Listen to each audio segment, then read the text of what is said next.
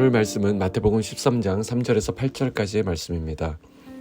예수께서 비유로 여러 가지를 그들에게 말씀하여 이르시되 씨를 뿌리는 자가 뿌리러 나가서 뿌릴새 더러는 길가에 떨어짐에 새들이 와서 먹어버렸고 더러는 흙이 얕은 돌밭에 떨어짐에 흙이 깊지 아니하므로 곧 싹이 나오나 해가 돋은 후에 타서 뿌리가 없으므로 말랐고 더러는 가시떨기 위에 떨어짐에 가시가 자라서 기운을 막았고 더러는 좋은 땅에 떨어짐에 어떤 것은 100배, 어떤 것은 60배, 어떤 것은 30배의 결실을 하였느니라.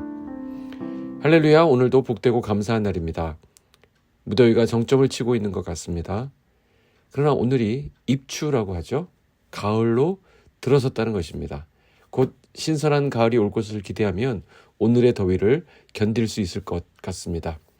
오늘 주실 말씀도 가을을 기다리듯 씨를 뿌리고 결실을 기다리는 한 농부의 희망찬 이야기로 채워져 있습니다. 이 본문은 흔히 씨 뿌리는 자의 비유 또는 네 가지 땅에 떨어진 비유라고 알려져 있습니다. 이 비유는 공간복음서 모두에 등장하는데요. 특별히 이 비유는 비유 중의 비유로 불릴 만큼 비유 중에서도 가장 중요한 위치를 차지하고 있습니다. 얼마나 중요하냐 하면요. 마가복음 4장에 보면 또 이르시되 너희가 이 비유를 알지 못할진대 어떻게 다른 비유를 알겠느냐라는 말씀이 나옵니다. 그러니까 이 비유는 예수님의 다른 비유들을 해석하는 중요한 열쇠가 된다라고 할 수 있는 것입니다. 그래서 마태, 마가, 누가복음에서는 비유들 가운데 첫 번째 비유로 등장합니다. 예수님의 말씀을 들은 청중들은 이 비유에 나오는 씨에 대한 다양한 반응을 보였던 토양과 같은 모습을 보였습니다. 그들 중에 어떤 이들은 말씀을 듣고도 전혀 예수님을 따르지 않았습니다. 어떤 이들은 그의 완전히 혼합된 형태를 띠고 있었습니다. 그것이 바로 길가이자 흙이 얕은 돌밭이기도 하고요. 가시떨기가 되기도 합니다. 반면 또 다른 이는 예수님을 적극적으로 받아들여서 열매 맺는 삶을 살아갑니다. 자, 이 비유는 천국의 속성이란 바로 이런 것이다 라고 말씀하는데요. 이렇게 생각해 볼 수도 있습니다. 아니, 씨를 뿌렸는데도 그 중에는 열매가 안 나오는 경우가 다 있네. 자, 그렇다면 혹시 이 씨 뿌리는 자는 실패한 거 아니야? 이렇게 생각할 수 있습니다. 그렇지 않습니다. 본문을 잘 보면 알 수 있죠. 뿌려진 씨는 결국 어떻게 됩니까? 결실합니다. 모든 난관을 뚫고 결실하는 결과를 가져옵니다. 역동적으로 전개되는 생명의 운동을 우리가 보게 됩니다. 한번 보십시오. 처음에 뿌려진 씨는 채 싹도 피우지 못한 채 새가 와서 먹어버렸습니다. 그러나 그 다음 씨는 싹을 틔우기는 했다라는 것이죠. 그리고 그 이후에 나온 씨는 싹을 틔울 뿐만 아니라 자라기까지 합니다. 그리고 마침내 좋은 땅에 뿌려진 씨는 결실을 맺습니다. 천국이 마치 이와 같다는 것입니다. 이처럼 점진적으로 성장하다가 어느 순간에 상상할 수도 없는 도약을 하게 된다는 것이죠. 결국 여기서 씨 뿌리는 자는 실패자가 아니라 성공자임을 알게 됩니다. 결국 결실을 하잖아요. 보통 이 팔레스타인 지역에서는 뿌리는 씨들이 잘해야 한 4배에서 5배의 결실을 맺을 뿐이라고 합니다. 근데 여기서 100배의 수출까지 얻게 되는데 이것은 사람이 기대할 수 있는 것 이상을 말합니다. 하나님의 개입이 있는 기적적인 엄청난 수확이라고 할 수 있습니다. 이런 수확은 여러 가지 땅에서 발생한 모든 손실들을 충분히 보상해 주고도 남을 만한 그런 부분입니다.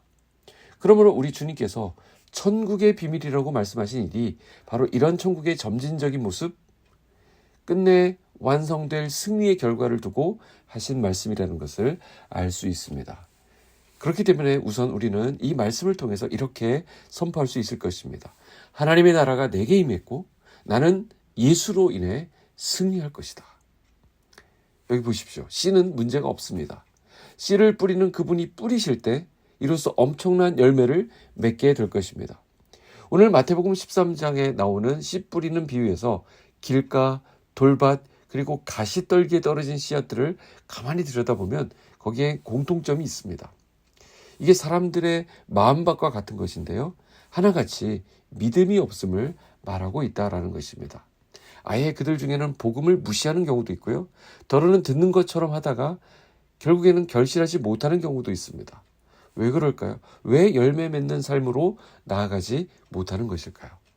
본문 마태복음 13장 이 말씀이 누가복음에도 기록되어 있는데 거기 누가복음 8장에 보면 좋은 땅에 있다고 하는 것은 착하고 좋은 마음으로 말씀을 듣고 지키어 인내로 결실하는 자니라.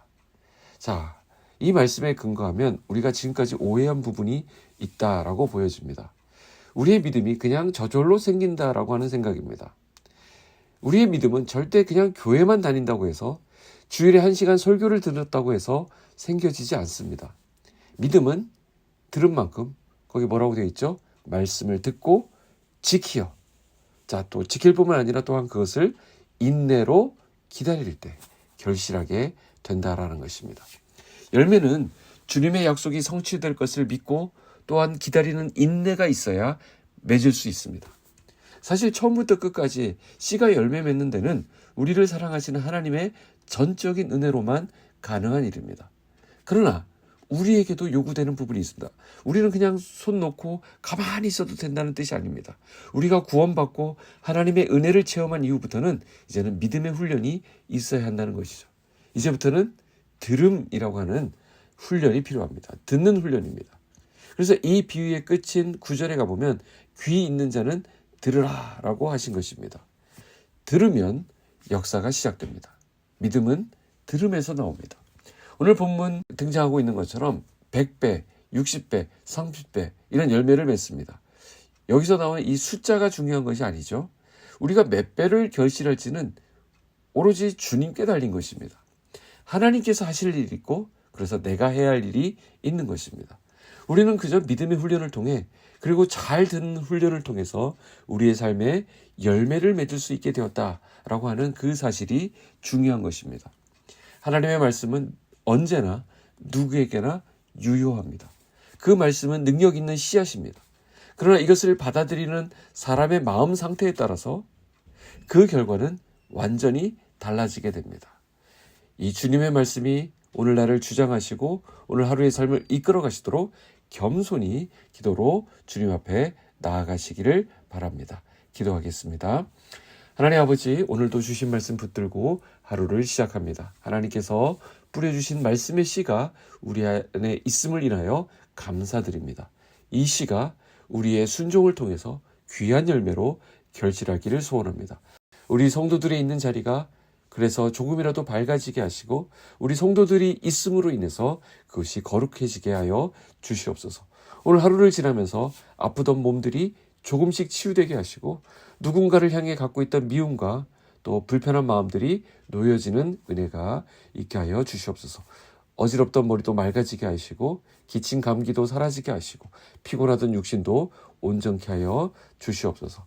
정교인 수련회가 준비되고 있습니다. 특별히 우리 강사 목사님을 붙잡아 주셔서 귀한 말씀 잘 준비되도록 지혜로 함께하여 주시옵소서. 예수님의 이름으로 기도하옵나이다. 아멘.